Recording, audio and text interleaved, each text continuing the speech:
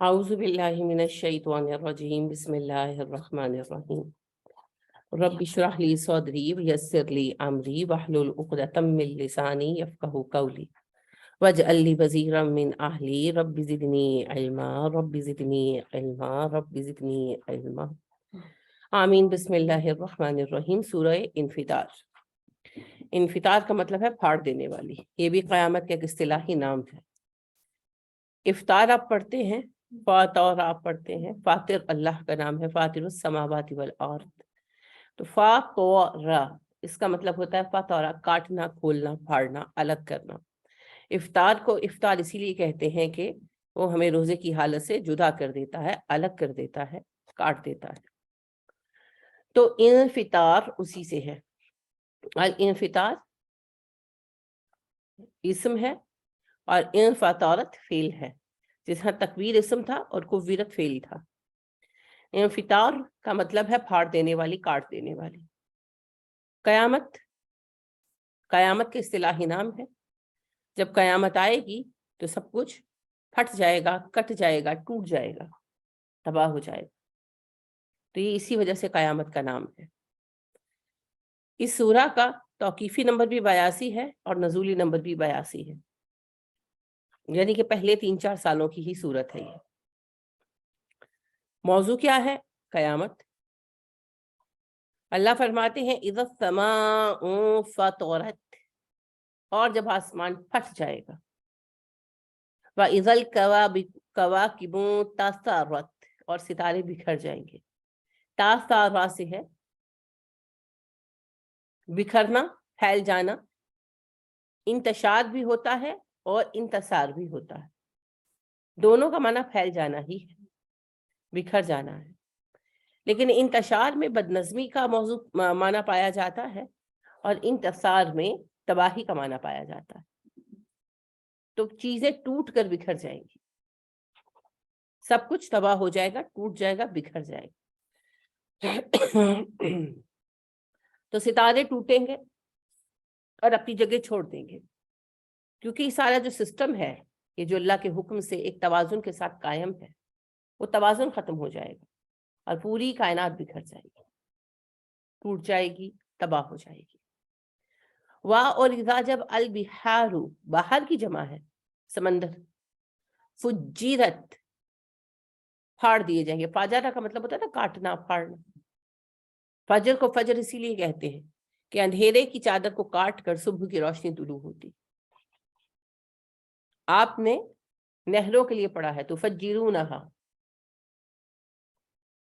تفجیرہ کا لفظ بھی پڑھا ہے، وہ کاٹ کاٹ کر لے جائیں گے نہریں۔ چشموں کے لیے پڑھا ہے فانفجرت منہ اثنتا عشرۃ عینا، پھوٹ کر نکلے، کاٹ کر نکالے گئے 12 چشمے۔ تو فاجرہ کا مطلب ہوتا ہے پھاڑ دینا، کاٹ دینا۔ صبح کا اصطلاحی نام ہے، کیونکہ صبح جو ہے وہ اندھیرے کو کاٹ کر نکلتی ہے۔ اگر کبھی آپ فجر کے طلوع کا نظارہ کریں بیٹھ کر تو بالکل ایسا ہی معلوم ہوتا ہے کہ ایک چادر ہے کالی، جسے ایک جگہ سے کاٹ کر روشنی باہر ابل رہی ہے، ایک پوائنٹ سے روشنی باہر آنی شروع ہوتی ہے اور پھر پھیل جاتی ہے۔ تو اسی مناسبت سے اس وقت کا نام فجر رکھا گیا ہے۔ نام بھی رکھتے ہیں لوگ فجر، لیکن فجر کا معنی تو پھاڑ دینے، کاٹ دینے والی ہے۔ تو اللہ فرماتے ہیں وَإِذَا الْبِحَارُ فُجِّرَتْ، جب سمندر پھاڑ دیے جائیں گے۔ پھاڑ دینے سے کیا مراد ہے؟ کہ جس جگہ کے اندر سمندر ہے، ایک باؤنڈری ہے نا ہر سمندر کی، وہ ختم ہو جائے گی، وہ اپنی حد سے باہر آ جائیں گے اور ہر طرف ایک تہلکہ مچا دیں گے۔ تو جو باؤنڈری کا کٹ جانا ہے، پھٹ جانا ہے، ختم ہو جانا ہے،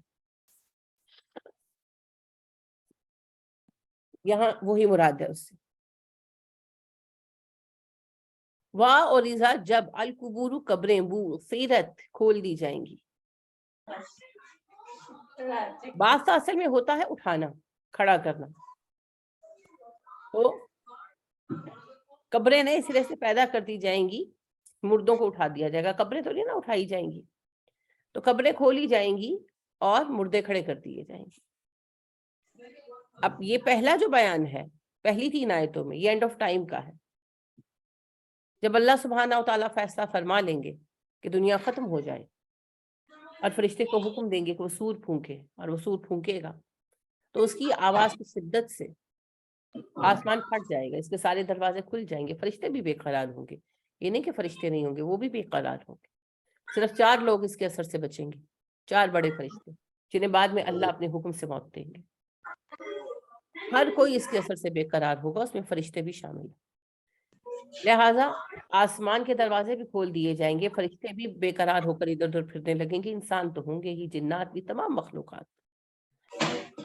اور اس آواز کی شدت سے چیزوں کا توازن ختم ہو جائے گا، جو کشش ثقل ہر چیز کو اپنی جگہ پر رکھے ہوئے ہے وہ ختم ہو جائے گا، اس کے درمیان جو ایک توازن ہے وہ ختم ہو جائے گا، اور نتیجہ یہ نکلے گا کہ ساری کائنات بکھر جائے گی، ستارے، سیارے، سب آپس میں چیزیں ٹکرانے لگیں گی اور تباہی کا آغاز ہو جائے گا۔ سمندروں کا پانی اپنی حدوں سے باہر آ جائے گا، دریاؤں کا بھی آ جائے گا، مگر سمندر چونکہ سب سے بڑا ذریعہ اور ذخیرہ ہے اس لیے ان کی مثال دی گئی ہے، اور اس کے نتیجے میں ہر طرف جو ہے آگ ہوگی، سیلاب ہوگا، تباہی ہوگی، اور چند لمحوں میں یہ پوری عظیم الشان یونیورس جل کر راکھ ہو جائے گی، ختم ہو جائے گی، کچھ باقی نہیں رہے گا۔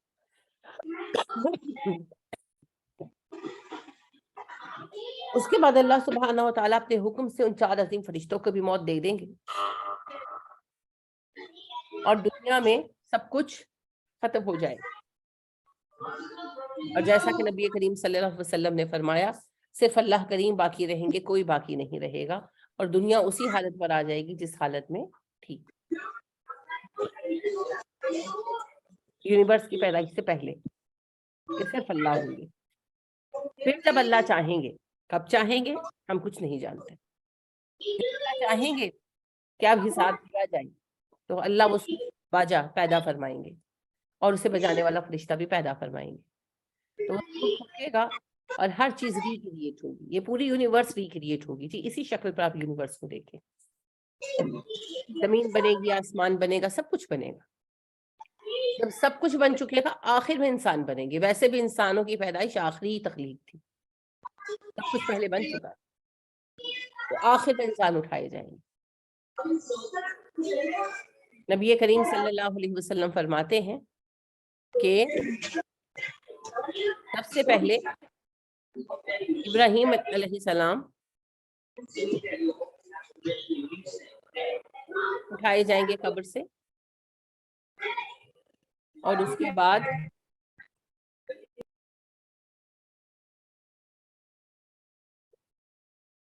میں اٹھایا جاؤں گا، اور پھر باقی سارے لوگ اٹھائے جائیں گے۔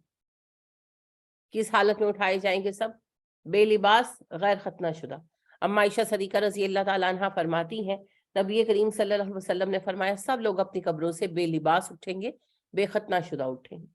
تو کہتی ہے میں نے کہا کہ اللہ کے نبی صلی اللہ علیہ وسلم سب ایک دوسرے کو دیکھیں گے نہیں؟ پھر آپ نے کہا نہیں عائشہ، سب پر ایسی مصیبت پڑی ہوگی کہ کوئی کسی کو نہیں دیکھے گا، پھر مومنین کو لباس فراہم کیا جائے گا، سواریاں بھی ملیں گی اپنے اپنے درجے اور حیثیت کے مطابق۔ نبی کریم صلی اللہ علیہ وسلم فرماتے ہیں سب سے پہلے ابراہیم علیہ السلام کو لباس پہنایا جائے گا، پھر مجھے۔ جو معززین ہوں گے، اللہ کے بہترین بندے، ان کے لیے پورا پروٹوکول ہوگا، گاڑیاں ہوں گی، فرشتوں کی قطاریں ہوں گی، بہت سارے لوگ ایک ایک سواری شیئر کریں گے، بہت سارے لوگ جو ہے وہ پیدل روانہ ہوں گے، لیکن بہرحال مومنین کو لباس پہنایا جائے گا، اور اچھی حالت میں وہ حشر کے میدان تک پہنچیں گے۔ جو جہاں دفن ہوا وہاں سے اٹھ کر میدان حشر میں آئے گا، میدان حشر شام کے علاقے میں قائم ہوگا۔ نبی کریم صلی اللہ علیہ وسلم نے فرمایا کہ میدان حشر شام کے علاقے میں قائم ہو۔ بہت یہ ایک بات کہی جاتی ہے، ان کی غلط فہمی پائی جاتی ہے کہ عرفہ کے میدان میں قائم ہوگا، نہیں، عرفہ کے میدان میں قائم نہیں ہوگا، شام کے میدان میں، بالکل صحیح حدیثیں اس پر دلالت کرتی ہیں۔ تو شام کی طرف سب جو جہاں دفن ہے وہاں سے وہ وہاں پہنچے گا۔ کس حالت میں پہنچے گا؟ اٹ ڈیپینڈس آن دا اعمال نامہ، جو جس کے لائق ہوگا۔ میں نے عرض کیا نا کہ کئیوں کے لیے سواریاں آئیں گی، کئی جمع کیے جائیں گے ایک ایک سواری میں، کئی پیدل چلیں گے مگر اچھی حالت میں، ان کے ساتھ فرشتے ہوں گے، ساتھی ہوں گے، اور مجرمین پھر اپنے اپنے حال کے مطابق ہے۔ جیسے حدیث میں آتا ہے کہ جو متکبرین ہیں ان کے جسم چونٹیوں کے ہوں گے، چہرے انسانوں کے ہوں گے۔ اب ظاہر ہے وہ رینگ کر چونٹی کی طرح جائیں گے نا، تو لوگوں کے پیروں کے نیچے آئیں گے۔ یہ ان کے لیے ابتدائی سزا ہوگی ان کے تکبر کی، جن میں سمجھتی ہوں ابو جہل سر فہرست ہوگا، بہت متکبر انسان تھا وہ۔ تو اسی طرح مختلف لوگوں کی مختلف حالتیں ہوں گی۔ آپ کو پتہ ہے سود والا جو ہے وہ دیوانے کی طرح اٹھے گا، جو 2 بیویوں کا شوہر ہے اور ان میں انصاف نہیں رکھ پاتا یا نہیں رکھتا، تو وہ فالج زدہ اٹھایا جائے گا، تو اسی حالت پہ پہنچے گا۔ خود سوچے فالج ہو جائے، اللہ نہ کرے فالج تو دور کی بات ہے، کہ چوٹ لگ جائے پیر پور پہ تو کتنا مشکل ہوتا ہے تھوڑا سا چلنا، تو پورا علاقہ طے کر کے جانا ہوگا۔ جو قوم لوط والا فیل کریں گے وہ تو اندھے اٹھائے جائیں گے، آنکھیں ہوں گی ہی نہیں، تو وہ اسی طرح دھکے کھاتے پہنچیں گے۔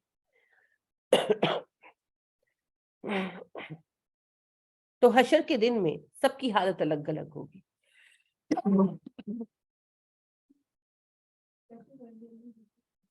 یہی بات ہے نا، آنکھیں نہیں ہوں گی نہیں سرے سے، یعنی کہ ہاں مسخ شدہ ہوں گی، کیونکہ نبی اکرم صلی اللہ علیہ وسلم نے فرمایا جو قوم لوط ہے یہ قیامت کے دن اس حالت میں اٹھائی جائے گی کہ ان کی آنکھیں ہوں گی ہی نہیں، کہ اللہ غضب کی وجہ سے ایسا کریں گے۔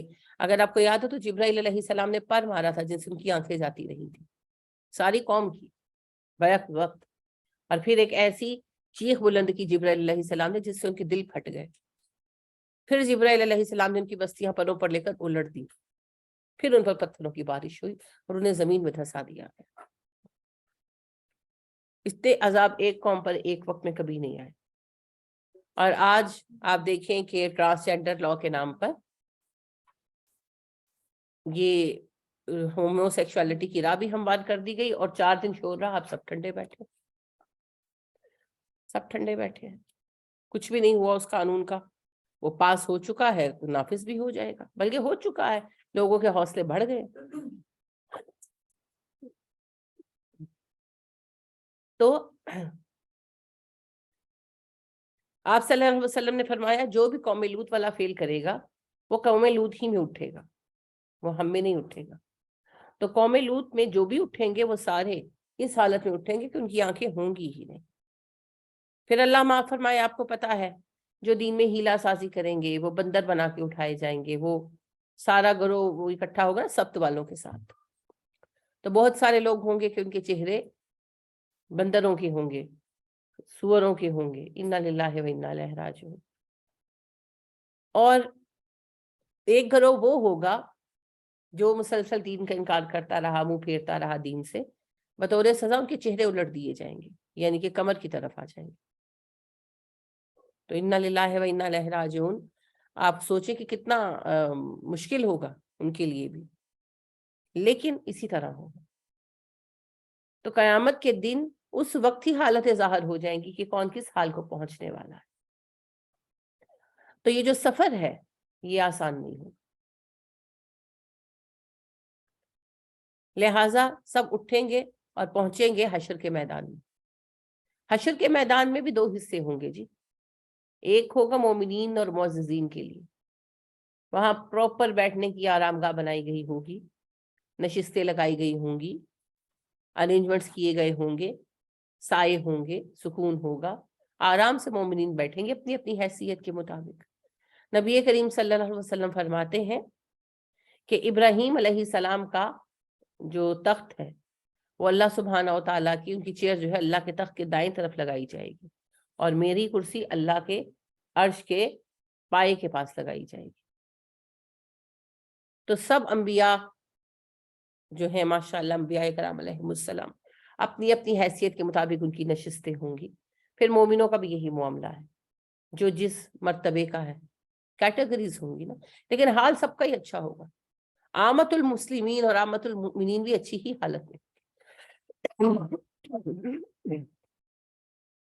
کھانے پینے کا، ریفریشمنٹ کا ارینجمنٹ ہوگا، خدمت کرنے کے لیے لوگ موجود ہوں گے، وہ لا کر آفر کریں گے، اور جو تھوڑی بہت پریشانی ہوگی ہوتی ہے نا دل پر رزلٹ والے دن، تو ساتھی فرشتے ہوں گے جو تسلی دیں گے کہ پریشان کیوں ہو رہے ہو، فکر نہ کرو، تمہارا معاملہ اچھا ہی ہے۔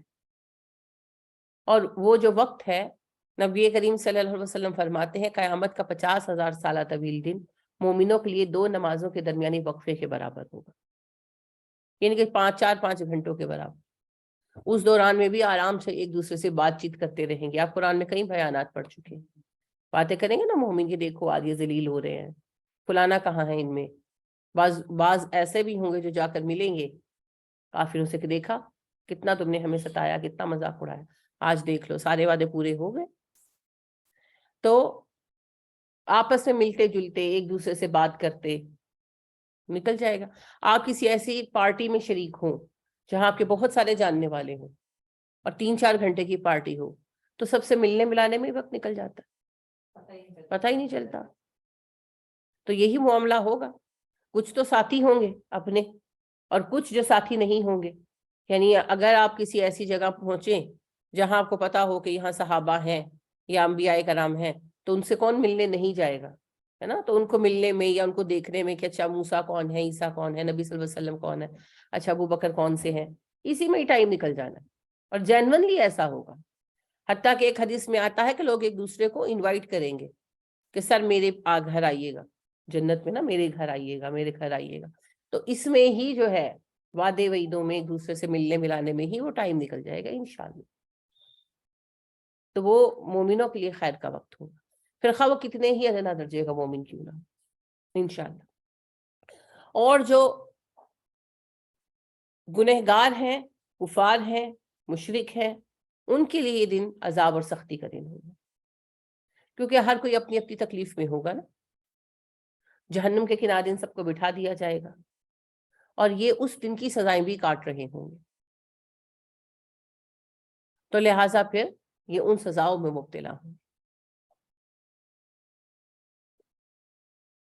تو اپنی اس حالت کے مطابق ہی یہ دن سب کا گزرے گا، جس کی جو حالت ہے۔ اللہ فرماتے ہیں علمت نفس ما قدمت و اخرت، جان لے گا ہر بندہ اس نے کیا آگے بھیجا، کیا پیچھے چھوڑا۔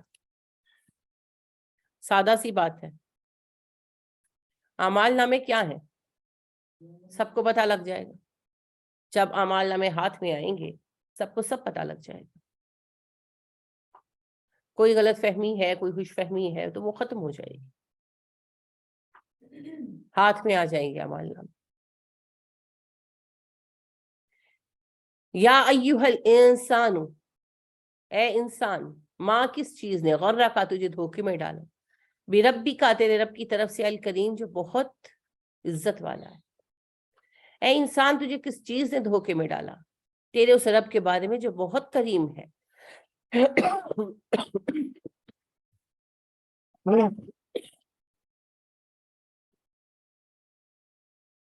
اللہ سبحانہ و تعالی سوال رکھ رہے ہیں آج ہمارے سامنے، جو قیامت کے دن کا سب سے بڑا سوال ہوگا۔ دھوکے میں رہے نا اللہ کے بارے میں کہ حساب نہیں ہونا، یا ہوگا تو اللہ ایسے ہی چھوڑ دیں گے، تو اللہ پوچھ رہے ہیں کس چیز نے دھوکے میں ڈالا؟ دنیا نے، دنیا کی خواہشات نے، دنیا کی ناموری نے، دنیاوی مقاصد نے۔ اور رب کیسا ہے؟ وہ بہت کریم ہے، وہ عزت والا ہے، بلند مرتبت ہے، اور فضل کرنے والا رب، فضل کرنے والا رب، سزائیں دینے کا شوق نہیں رکھتا۔ کریم وہ ہوتا ہے جو لوگوں کو صرف اپنی صفت کرم کی بنا پر دیتا ہے، عطا کرتا ہے۔ اعلیٰ حوصلہ ہوتا ہے، کم حوصلہ نہیں ہوتا، کمینہ فطرت نہیں ہوتا، اعلیٰ ظرف ہوتا۔ اس کو آپ سمجھ پائیں گے اس مثال سے،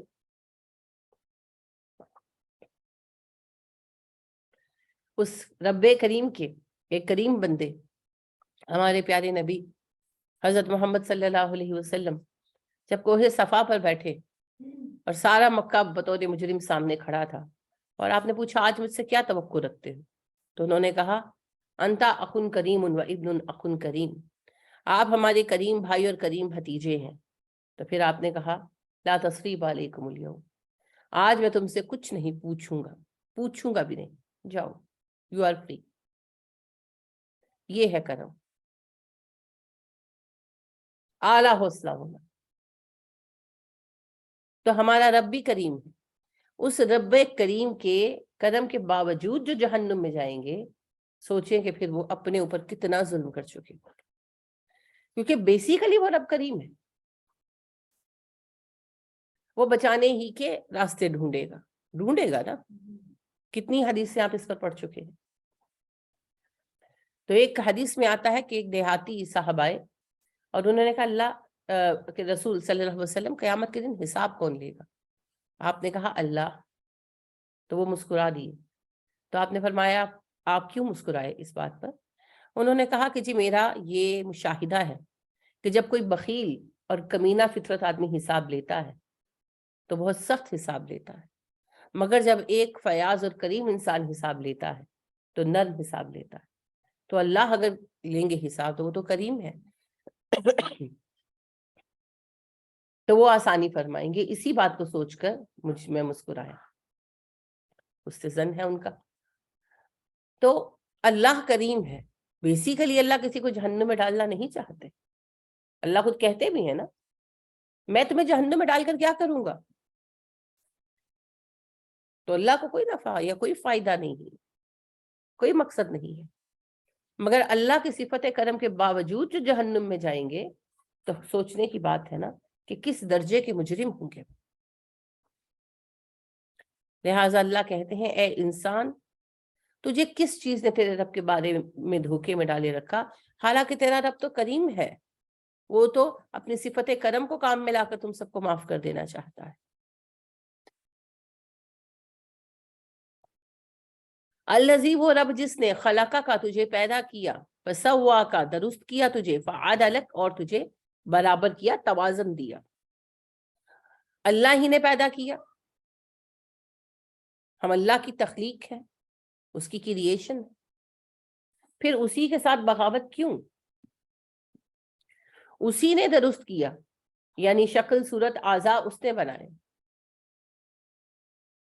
کسی اور نے تو نہیں بنائے۔ فعدلک، پھر اس نے تجھے برابر کیا، یعنی کہ باڈی بیلنس عطا کیا۔ یہ جو بیلنس ہے ہمارے جسم کا، یہ کس نے دیا؟ اللہ نے دیا ہے نا۔ ذرا سا اگر ہم کسی مسئلے کا شکار ہو، بیماریاں مختلف ہیں نا، تو کتنا مشکل ہو جاتا ہے چلنا پھرنا، دوبر ہو جاتا ہے، خالی چکر ہی آنے شروع ہو جائیں، کبھی ہوتا ہے نا، تو کتنا مشکل ہو جاتا ہے کھڑا ہونا، کام کرنا، اور ہم پریشان ہو جاتے ہیں کہ اب کیا کریں۔ تو ہم کسی بیماری سے اتنا نہیں گھبراتے جتنا اگر چکر آئے تو گھبراتے ہیں، کیونکہ کھڑے ہوتے ہی جو ہے وہ تکلیف ہونے لگتی ہے اور کوئی کام اپنا نہیں کر سکتے تو پھر پریشانی ہوتی ہے۔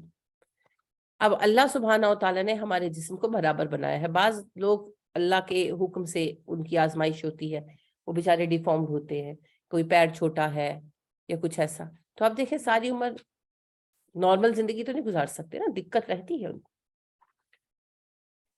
تو یہ اللہ کا فضل ہے کہ اللہ نے ہمیں برابر بنایا ہے،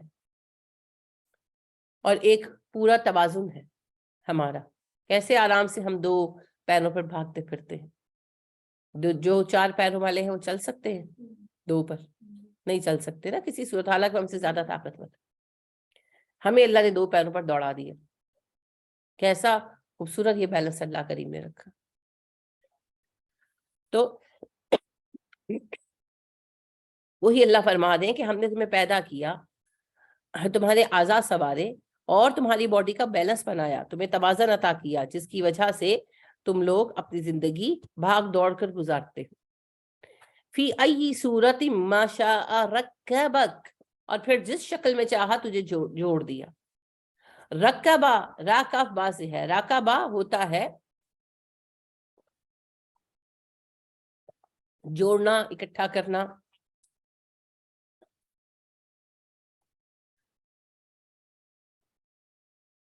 سہارا دینا بھی ہوتا ہے مراد، راکب ہوتا ہے اس سے سواری کرنے والا، مرکب ہوتا ہے سواری. تو رکبک، اس نے تجھے جوڑا، اس نے تجھے سہارا دیا، جس شکل میں چاہا تجھے جوڑ دیا، جس شکل میں چاہا تمہیں قائم کر دی. اللہ سبحانہ و تعالیٰ نے ہمیں جو شکل چاہی وہ عطا کر دی نا. کوئی بھی ہماری شکل بنانے میں رول پلے نہیں کر سکتا. اللہ نے جسے جو چاہا نین نقشہ عطا کی. تو پہلی بات تو یہ ہے کہ اللہ نے بیسیکلی سبھی کو خوبصورت بنایا ہے، سبھی کی خوبیاں. ہاں کچھ زیادہ خوبصورت ہیں، کچھ تھوڑے کم ہیں. تو یہ اللہ کی تقسیم ہے، جیسے رزق کی تقسیم ہے. حسن کی کیا تعریف ہے؟ حسن کی کوئی تعریف نہیں ہے، کیونکہ حسن ہر انسان کے نزدیک اس کا پیمانہ الگ ہے. ہاں صرف ہم پاکستانیوں میں جو ہے نا رنگ گورا ہونا حسن مانا جاتا. جب سے ہم نے انگریزوں کی غلامی کاٹی، ہمارے اندر یہ احساس کمتری پیدا ہو گیا کہ رنگ گورا ہونا چاہیے.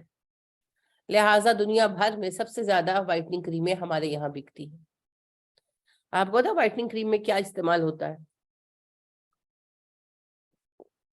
ساری بلیچ کریمز میں کیا استعمال ہوتا ہے؟ آپ میں سے کون کون بلیچ یوز کرتا؟ کوئی نہیں کرتا.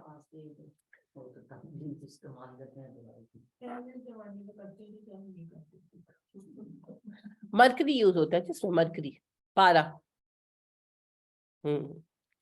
اور پارا آپ کو پتا ہے یہ بیسیکلی زہر ہے، اور یہ باڈی میں پینیٹریٹ کرتا ہے اسکن سے بھی، اور اسے میڈیسنز وغیرہ میں استعمال کرنے پر انٹرنیشنلی پابندی ہو چکی ہے کب کی. یہ صرف پاکستان بھارت ہے جہاں پر یہ ابھی بھی بلیچ کریمیں بک رہی ہیں اور لوگ دھڑا دھڑ خرید رہے ہیں اور وائٹننگ کریم، اور پھر اس کے نتیجے میں مختلف طرح کی بیماریاں جو ہیں وہ آئیں گی ہی آئیں گی. اللہ نے جو رنگ بنائے ہیں بہت خوبصورت بنائے ہیں. پہلی بات تو یہ ہے، یاد رکھیں یہ بات، دنیا میں کوئی ایسی چیز نہیں ہے جو آپ کا رنگ گورا کر سکے. جو رنگ ہے وہی رہے گا. یہ بلیچ کریمیں جو ہیں یہ تھوڑا سا فرق ڈال دیتی ہے لیکن وہ عارضی ہے. اور دوسری بات ہے کہ اس کی ضرورت کیا ہے. یہ صرف ہمارے اندر کا احساس کمتری ہے. ویسی سکن کیئر کریں، آپ کوئی فیشل کروا لیں وداؤٹ بلیچنگ، خود کریں، کوئی اچھی نائٹ کریم یوز کریں، کوئی اچھی ڈے کریم یوز کریں، کوئی ماسک وغیرہ یوز کریں. ہربل چیزیں بہت اچھی ہیں، ان کے کچھ بھی آپ ایسا یوز کر سکتے ہیں اپنے لیے جو اچھا ہو، تو اس کو آپ استعمال کریں اور اپنی سکن کیئر کریں. شہد بہت اچھا ہے سکن کے لیے. یعنی میں نے بالکل آسان جو ٹپس میں سے ہے کہ گلیسرین، شہد، ارکے گلاب اور لیمن، اور یہ اتنا اچھا ہے سکن کے لیے. آپ کی سکن کو خراب ہونے سے بچا کے رکھتا ہے، نرم رکھتا ہے، صاف رکھتا ہے، اور نیچرلی آپ کی سکن کے یعنی کہ جو گند مند ہے ان کو صاف کر دیتا ہے، اور آپ کی سکن جو ہے وہ صاف ستھری رہتی ہے. تو یہ ہمیں اس احساس کمتری سے نکلنا ہوگا. یہ احساس کمتری آیا تو اس وقت سے جب انگریز ہمارے حاکم بنے، تو وہ آج بھی ہمارے یہاں ہے، اور آج بھی جو ہے ہم وائٹننگ کریمیں خریدتے ہیں اور اشتہار بھی بنتے ہیں اس پر. تو پہلی بات یاد رکھیں کہ کوئی آپ کا رنگ گورا نہیں کر سکتا. اور یہ جو ہلکا پھلکا فائدہ ہوتا ہے کہ ان میں مرکری بہت زیادہ استعمال ہوتا ہے اور یہ بیماری کا باعث ہے. تو ان چیزوں سے بالکل پرہیز کیا. آپ کے رب نے آپ کو بہت خوبصورت بنایا ہے، بس آپ کو جو خوبصورتی ملی ہے اس کی کیئر کریں. یہ کرنا چاہیے، کرنے کا کام یہ ہے. تو آپ دیکھیں کہ جو کالے ہیں، صحیح کالے نیگروز، ان میں آپ دیکھیں کتنے خوبصورت خوبصورت لوگ. تو خوبصورتی کا یہ کوئی پیمانہ نہیں ہے کہ چٹا ہونا چاہیے. سو come out of it.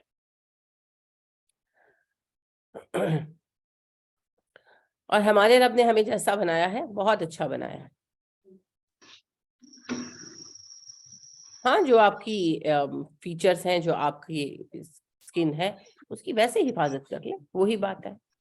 Mask لگا لیا, کوشش یہ کریں کہ اس میں بھی ہربل چیزیں استعمال کریں. گھر میں بے شمار ایسی چیزیں ہیں آپ کے کچن میں ہیں جو آپ کی اسکن کے لیے بہت اچھی, اور اس میں بھی سب سے زیادہ ہاتھ آپ کے کھانے کا ہے. اپنی ایٹنگ ہیبٹ صحیح رکھیں. آپ کو اپنا رنگ نکھارنا ہے تو دودھ پیا کریں, خالص دودھ.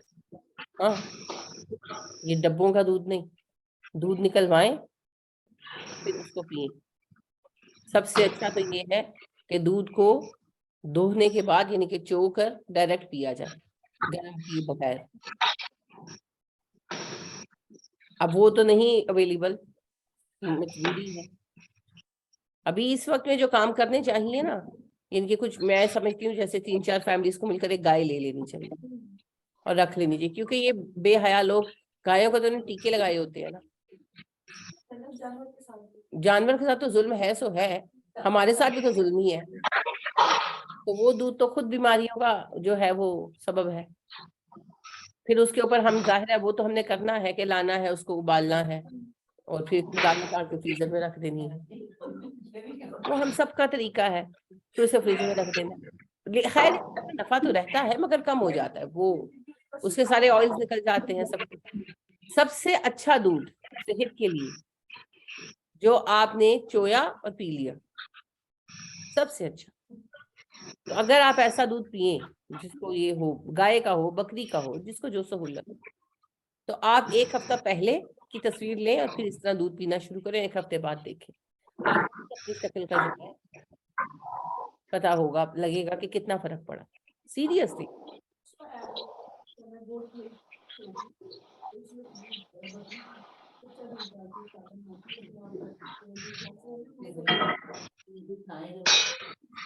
اچھا, یہ بیوٹی سوپ جو ہے نا دنیا کا سب سے بڑا فراڈ ہے. سوپ لگانے سے کوئی خوبصورت نہیں ہوتا, چاہے وہ بکری کے دودھ میں ہی بنے, بلکہ خیر بنائے گا بھی کوئی نہیں بکری کے دودھ میں. ہاں بہت اچھا, آپ کو یہ میں نسخہ بتاتی ہوں, یہ واقعی بہت افیکٹو ہے کہ آپ جب دودھ لیں, بکری کا ہو, گائے کا ہو, ہمارے یہاں تو بھینس کا زیادہ ملتا ہے اور ہم لیتے بھی ہیں, تو 2 چمچے آپ نکال لیں اچھا, اور اس میں لیمن ڈالیں, وہ پھٹ جائے گا, پانی گرا دیں, اور وہ جو دہی سا کریم سا بنا ہے اس کو آپ منہ پر مل لیں اور کچھ دیر چھوڑ دیں, بعد میں منہ دھو لیں. 3-4 دن بعد آپ فرق دیکھیں گے. اگر یہ بھی مشکل ہے تو دودھ تھوڑا سا کچا ابالنے سے پہلے اس کو منہ پر مل لیں, ہاتھوں پہ مل لیں, اور 15 منٹ کے لیے چھوڑ دیں, پھر منہ ہاتھ دھو لیں. تو وہی بات ہے کہ اس کا افیکٹ یہ آپ کے جو رنکلز پڑتے ہیں, شیڈز بن جاتے ہیں, چھائیاں پڑ جاتی ہیں, یہ سب کا پکا علاج ہے. تو دودھ سے نفع ہے, بالکل ہے, لیکن بیوٹی کی کہانی ہے, جس وقت پروسیس ہوتا ہے تو دودھ کی جو کیمیکل حیت ہے نا وہی بدل جاتی ہے. ہر چیز کا کیمیکل فارمولا ہوتا ہے نا, تو جس وقت یہ پروسیس ہوتا ہے نا دودھ صابن میں ڈالنے وغیرہ کی, اس کی کیمیکل فارمیشن ہی چینج ہو جاتی ہے. تو یہ کہانیاں ہے. ہاں ویسے دودھ چہرے کے لیے بہت, اسکن کے لیے بہت اچھا, اور سب سے اچھا ہے جب اسے پیا جائے خالص شکل میں. اللہ کی بنائی ہوئی چیزوں میں بہت خوبصورتی ہے. جیسے بچیوں کی شادیاں ہوتی ہیں تو ان کو بڑا شوق ہوتا ہے کہ ہم پیاری نظر آئیں, تو چھوڑ دیں ذرا سارا کچھ, سبزیوں پر آ جائیں, سبزیاں کھائیں زیادہ سے زیادہ, سادی روٹی کھائیں, یہ سارا فاسٹ فوڈ چھوڑ دیں, اور میکسیمم سبزی کھائیں, کچی سبزی. تو پھر دیکھیں خود پتا چلے گا, 1 ہفتے میں فرق نظر آنا چاہیے. ٹماٹر بہت ہی اچھا اینٹی آکسیڈنٹ ہے, تو جس کا رنگ دبا ہوا ہے اگر وہ ٹماٹر کو استعمال کرے تو اس پر لگانے میں, تو وہ بلیچ سے زیادہ اچھا نفع دے گا اور نقصان بھی کوئی نہیں دے گا. آلو بہت اچھا اینٹی آکسیڈنٹ ہے, نیچرلی اینٹی بلیچنگ ہے وہ, تو اس کو یوز کر سکتے ہیں. کھیرا بہت اچھا ہے اسکن کے لیے. آپ کے آدھے زیادہ جو ماسک بکتے ہیں نا بازاروں میں لکھا ہوتا ہے کھیرے کا ماسک, ہوتا کوئی نہیں کھیرا ویرا اس میں، تو گھر میں کھیرے کا ماسک تیار کریں. آٹا بہت اچھا ماسک ہے، چوکر بہت اچھا ماسک ہے. تو نیچرل چیزیں بہت اچھی ہیں جی، نیچرل چیزیں گھر کے کچن سے اپنی بیوٹیفائنگ کے لیے یوز کریں. اور پھر میں وہی بات لاؤں گی کہ سب سے اچھا ہے شہد، گلیسرین، لیمن اور رکھے گلاب. ان کو ہم وزن مکس کریں، لگائیں، آپ کی اسکن بالکل ٹھیک رہے گی. کوئی مہنگی کریمیں آپ کو نہیں لینی پڑیں گی بیکار میں. اور اگر بہت ہی شوق ہے تو کوئی اچھی ایک آدھ کریم لے لیں جو ہرگز جو ہے بلیچنگ ایجنٹ والی نہ ہو، میکسیمم موئسچرائزنگ ہو، اور اس کو لگا لیں اگر بڑا ہی چاہ ہے تو. اور سب سے بڑھ کر یہ یقین رکھیں کہ آپ خوبصورت. آپ دیکھیں کتنے ہی ایکٹرز اور ایکٹریسز آپ کو ملیں گے، خیر وہ کوئی اچھی مثال تو نہیں، میں نہیں پسند کرتی دینا، لیکن بچوں کے ذہن کی بات ہے کہ ان کا ذہن ہے نا کوئی سب سے خوبصورت لوگ ہوتے ہیں. تو آپ دیکھیں ان میں کتنے ہی ہیں جن کی کمپلیکشن ڈارک ہے، انڈیا کے ہیں، امریکہ وغیرہ، ہالی ووڈ کے ہی نہیں ہیں، وہ کالے ہیں لیکن وہ بہت خوبصورت ہے. پچھلے سال بھی اور 10 سال پہلے بھی جو دنیا کی سب سے نمبر 1 ماڈل مانی گئی تھی تو وہ بھی نیگرو تھی. دونوں نام نوم نہیں مجھے آتا ہے. تو یہ بالکل دھکیا نوسی بیکار بات ہے کہ جی چٹا ہونا یہ بیماریاں ہیں جو ہم مول لیتے ہیں. تو ان باتوں سے نکل آنا چاہیے. ٹھیک ہے، خاص طور پر اپنے بچوں کو جو ہے یہ چیز سکھائیں کہ یہ کوئی بات نہیں ہے کہ چٹا ہونا. اب تو انتہائی انہوں نے مچا دی ہے، لڑکوں کی بھی وائٹننگ کریمز آ گئی. براؤن پیرنٹس براؤن پیرنٹس کیوں ہمیں کیوں براؤن کہتے ہو؟ ہمیں اللہ نے بنایا، ہم وہ مطلب وہ تنزیہ کہتے ہیں، یہ وہ نکل آئے نا یوٹیوب پہ یہ ساری باتیں فضولیات. وہ وائٹ پیرنٹس اور براؤن پیرنٹس ہیں، انہیں کہیں اولادیں بھی تو اب براؤن ہی ہیں. ہمیں براؤن پیرنٹس کہتے ہیں، کوئی بات کرے نا ہاں جی یہ ٹپیکل براؤن پیرنٹس والی. اصل بات یہ ہے ریشلزم جو چیز سکھائی جا رہی ہے، نسلی تعصب، یہ بڑی زہریلی باتیں. تو اللہ سبحانہ و تعالیٰ نے ہم سب کو مختلف رنگ دیے ہیں، ہم سب کو مختلف شکلیں دی ہیں، اور یہ اللہ سبحانہ و تعالیٰ کا احسان ہے. اللہ کا شکر ادا کرنا چاہیے.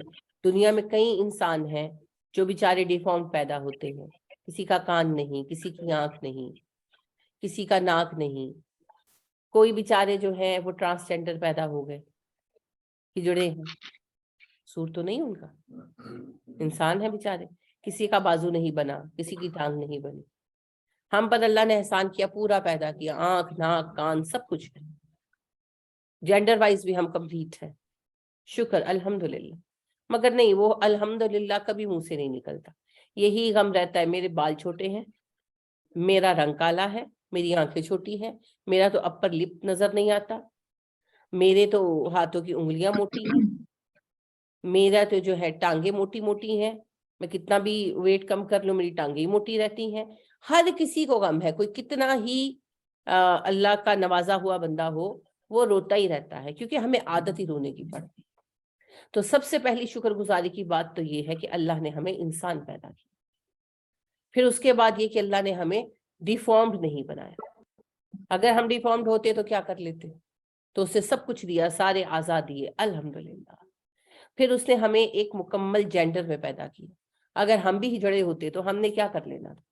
لوگوں کی نفرت ہی جھیل سکتے تھے نا. تو شکر اللہ کا کہ ہم عورتیں ہیں یا مرد ہیں، اپنے گھروں میں بیٹھے ہیں، گھروں کا حصہ ہیں. اس کی مہربانی، اس کا احسان.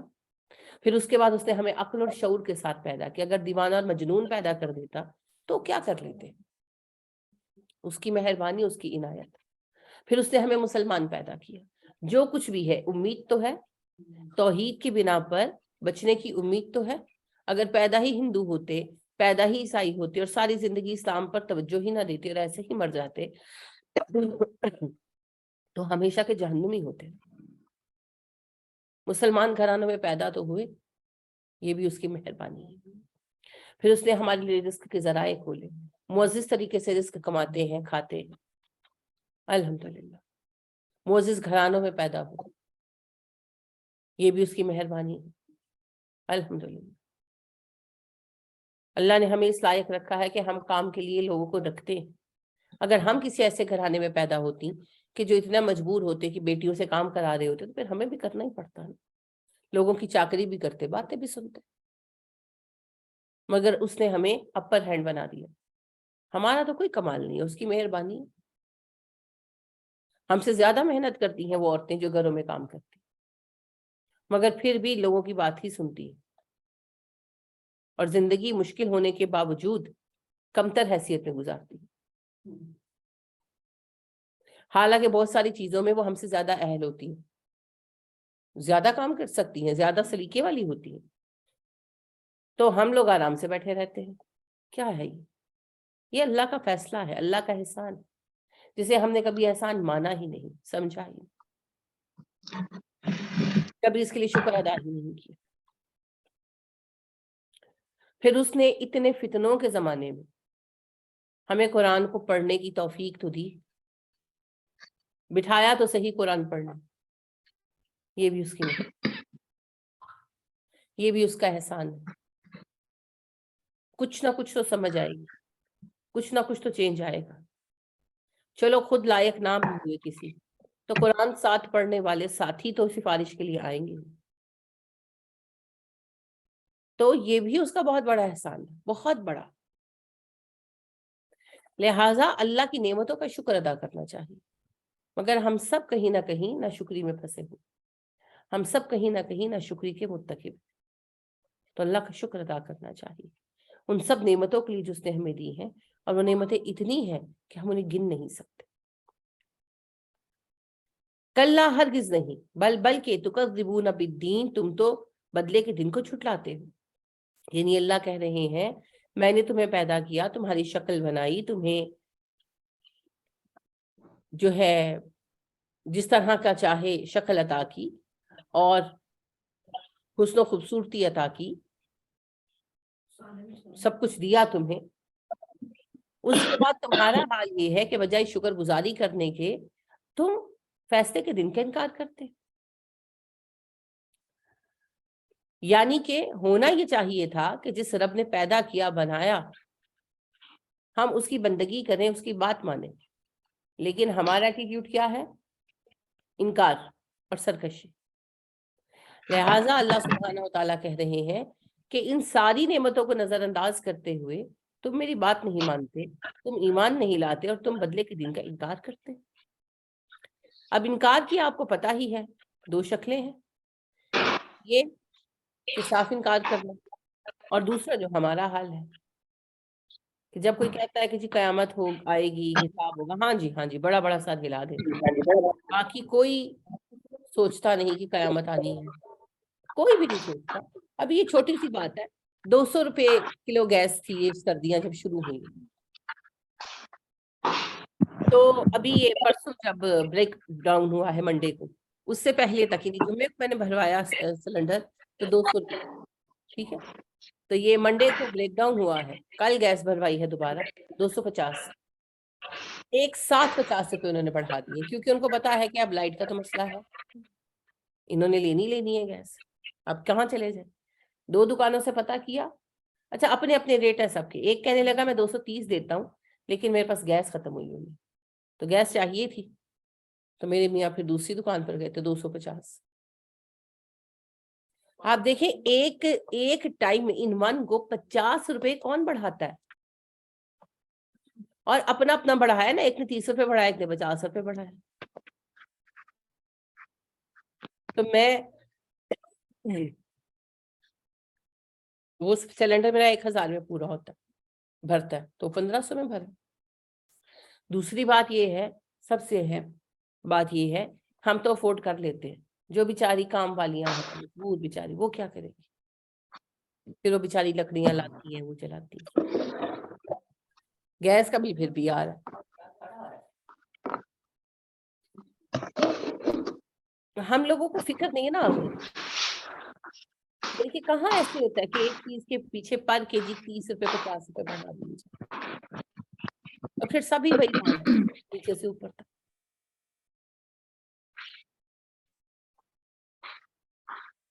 تو یہ بھی قیامت کا عدم یقین ہونے کا ثبوت ہے۔ جب یقین نہیں ہوتا نا کہ قیامت آنی ہے، حساب دینا ہے، تب بندہ اتنا سینہ زور ہوتا ہے۔ تو اللہ فرماتے ہیں تم قیامت کے دن کو جھٹلاتے رہے۔ جتنا ہمارا حکمران طبقہ ہے کسی ایک کی بات نہیں، سب کی بات کر رہی، لگتا ہے کہ کسی نے مرنا ہے، حساب تو بہت دور کی بات ہے، نہیں پھر بھی کسی کو مرنے کا ہے، پتہ نہیں کیا چاہیے سب کو، سمجھ نہیں آتا۔ تو یہی اللہ فرما رہے ہیں کہ میرے بندے ہو کر میری نعمتوں کے ساتھ جیتے ہوئے چاہیے یہ تھا کہ تم میرے شکر گزار بندے بنتے، پر تم نے تو قیامت کے دن کا انکار کر دیا۔ وَإِنَّ اور بے شک علیکم تم پر لحافظین نگران مقرر ہیں، کرام کاتبین معزز لکھنے والے فرشتے، حالانکہ ہم نے تم پر محافظ مقرر کر رکھے ہیں، معزز لکھنے والے فرشتے۔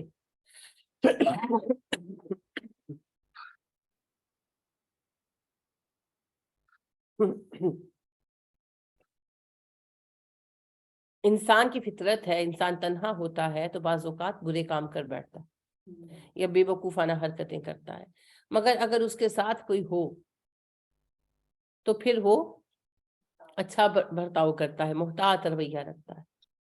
تو ایک تو اللہ خود ہمیں دیکھ رہے ہیں، اللہ بار بار ہمیں بتاتے، اور دوسرا اللہ نے ہم پر محافظ مقرر کر دی، اور یہ بھی اللہ بتاتے ہیں، مگر ہمیں نہ اللہ کی حیا ہے اور نہ ہی فرشتوں کی حیا ہے۔ اب وہ جو فرشتے ہیں وہ کیا کر رہے ہیں؟ وہ ہمارے نامہ عمل کو لکھ رہے ہیں، ہماری ہر اچھائی ہماری برائی لکھی جا رہی ہے۔ نبی کریم صلی اللہ علیہ وسلم فرماتے ہیں جب کوئی انسان کوئی برا کام کرتا ہے تو فرشتے انتظار کرتے ہیں، لیفٹ سائڈ والا جو فرشتہ ہے وہ انتظار کرتا ہے کہ شاید یہ توبہ کر دے۔ کچھ دیر جب وہ توبہ نہیں کرتا تو پھر وہ اس کا وہ گناہ لکھتا ہے، اور جب کبھی بعد میں جا کر اسے خیال آتا ہے وہ توبہ کرتا ہے تو فرشتہ اس کی وہ برائی مٹا دیتا ہے، اور دائیں ہاتھ والا فرشتہ اس کے بدلے میں ایک نیکی لکھ لیتا ہے۔ آپ خود سوچیں کہ اللہ ہمیں بخش دینے کے کتنے بہانے پیدا کیے ہوئے ہیں۔ ہر نیکی 10 گنا لکھی جاتی ہے، اور گناہ کتنا ہی بڑا ہو ایک کا ایک ہی لکھا جاتا ہے۔ صبح و شام ان فرشتوں کی ڈیوٹیاں بدلتی ہیں، فجر اور مغرب کے ساتھ فرشتے چینج ہوتے ہیں، فجر اور عصر کے ساتھ، مغرب کے ساتھ میں۔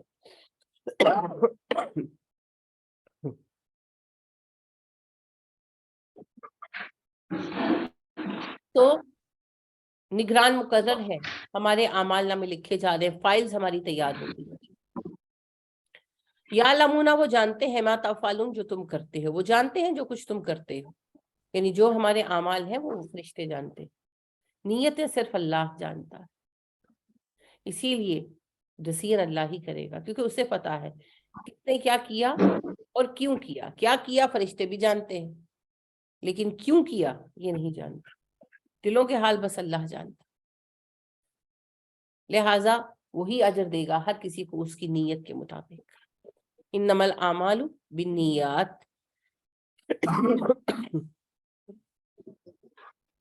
ان الابرار لفی نعیم، نیک لوگ بے شک نعمتوں میں رہیں گے۔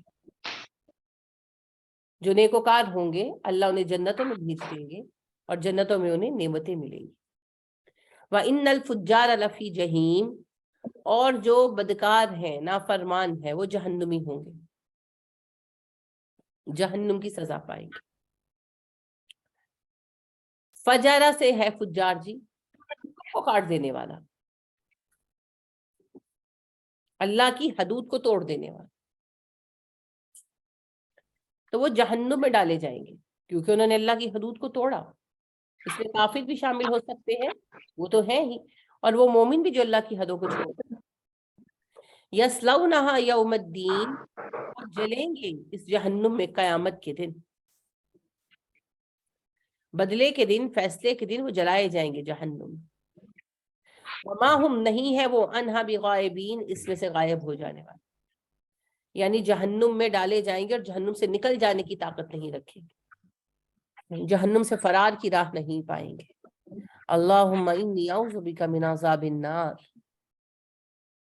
وما ادراک ما یوم الدین، تمہیں کون بتائے کہ فیصلے کا دن کیا ہے، اس دن کی شدت کیا ہے۔ ثم ما ادراک ما یوم الدین، پھر میں کہتا ہوں کون بتا سکتا ہے تمہیں یہ فیصلے کا دن کیا ہے۔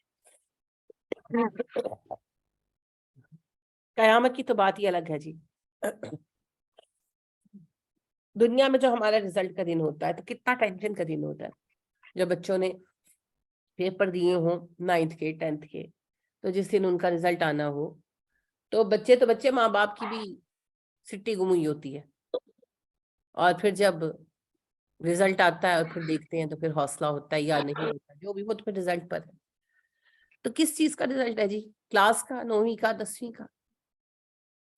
اگر فرض کرو فیل بھی ہو گئے تو دوبارہ امتحان دے سکتے، تو یہ تو فائنل رزلٹ ہے ہمارا، اور ہمارے پاس کوئی دوسرا چانس بھی نہیں ہے، تو پھر کیا کریں گے؟ کچھ نہیں کر سکیں گے۔ تو یہی اللہ کہہ رہے ہیں کہ آپ کو کون بتائے، کس طرح بتایا جائے کہ فیصلے کا دن کیا ہے۔ اصل میں اس کی شدت کو سمجھنا مشکل ہے، کوئی نہیں سمجھ سکتا، ایکسپیرینس ہی نہیں کیا نا اس ٹائم پہ۔ تو اللہ اس دن کے لیے ہمیں خیر عطا کرتے ہیں، اس دن کو ہمارے لیے خیر کا دن بنا دے۔ یہ دن یوم التغابن ہے، ہار جیت کا دن ہے۔ یہ دن مومنوں کے لیے انعام کا دن ہے اور نافرمانوں کے لیے سزا کا دن ہے۔ یہ دن حسرت کا دن ہے۔ تو اس دن کے لیے ہی تیاری اصل میں ہونی چاہیے، اس دن کامیابی ملنی چاہیے۔ دنیا میں تو چلتا رہتا ہے، کبھی کامیابی تو کبھی ناکامی۔ یوم لا تملک نفس لنفس شیئا، یہ وہ دن ہے جس دن کوئی شخص کسی شخص کے لیے مالک نہ ہوگا، یعنی کہ خیر کا مالک نہ ہوگا، کوئی کسی کے کام نہیں آئے گا۔ دنیا میں تو ہم ایک دوسرے کے لیے کھڑے ہو جاتے ہیں نا، شوہر بیویوں کے لیے کھڑے ہو جاتے ہیں، ماں باپ بچوں کے لیے کھڑے ہو جاتے ہیں، بھائی بھائی کے لیے کھڑا ہو جاتا ہے، استاد شاگرد کے لیے کھڑا ہو جاتا ہے، حکومت اپنی عوام کے لیے کھڑی ہو جاتی ہے، کمپنیز اپنے امپلائیز کے لیے کھڑی ہو جاتی ہیں، مختلف سلسلے چلتے ہیں دنیا میں۔ لیکن قیامت کے دن کوئی کسی کے لیے آگے نہیں آئے گا، کوئی کسی کو مدد نہیں کرے گا، اس دن تو سب کو اپنی پڑی ہوگی۔ تو اللہ کہتے ہیں قیامت کے دن کوئی شخص کسی شخص کے لیے مالک نہیں بنے گا، کوئی کسی کے کام نہیں آئے گا، کوئی کسی کی حمایت میں آگے نہیں بڑھنے والا۔ اس دن ہم نے اپنا حساب خود دینا ہے۔ تو یہ سارے رشتے جن کے لیے ہم مختلف غلطیاں کرتے ہیں، ہم یہ بھول جاتے ہیں کہ قیامت کے دن یہی ہمارے خلاف پہلے مدعی ہونے والے۔ تو جائز انداز میں اپنے سارے رشتوں کو نبھائیں، لیکن ناجائز باتیں مت مانیں، اللہ کے خلاف نہ جائیں، کیونکہ قیامت کے دن کسی نے کام نہیں۔ وَالْأَمْرُ يَوْمَئِذٍ لِلَّهِ، اور حکم اس دن بس اللہ کا ہی ہوگا۔ قیامت کے دن بس اللہ کا حکم چلے گا۔ جو نیک افراد ہیں سفارشیں تو کریں گے وہ، لیکن وہ صرف ایک درخواست ہوگی، جس کا قبول کرنا نہ کرنا اللہ کے ہاتھ میں۔ لہٰذا اللہ سبحانہ و تعالیٰ ہی کا حکم فائنل حکم ہوگا، جس کے خلاف کوئی نہیں جا سکتا۔ تو قیامت کے اس دن کے لیے ہمیں تیاری کرنی ہے، جو 50,000 سالہ طویل دن۔ یہ وہ دن ہے جو ہمارے فائنل نتیجے کا دن، یہ وہ دن ہے جو ہمیں ہمارے ابدی ٹھکانے تک پہنچانے والا ہے، اور یہ دن ہم سب کو دیکھنا ہے، اس سے فرار کسی کے لیے ممکن نہیں۔ تو پھر ہمیں اس کی تیاری کرنی، تو اللہ سے مدد مانگنی چاہیے کہ اللہ ہمیں اس کی تیاری پر استقامت عطا کرے۔ آمین ثم آمین۔ کوئی سوال یا کوئی بات جو آپ کہنا چاہیں؟ سبحانک اللہم و بحمدک ونشہد ان لا الہ الا انت ونستغفرک ونتوب الیک۔ السلام علیکم ورحمۃ اللہ وبرکاتہ۔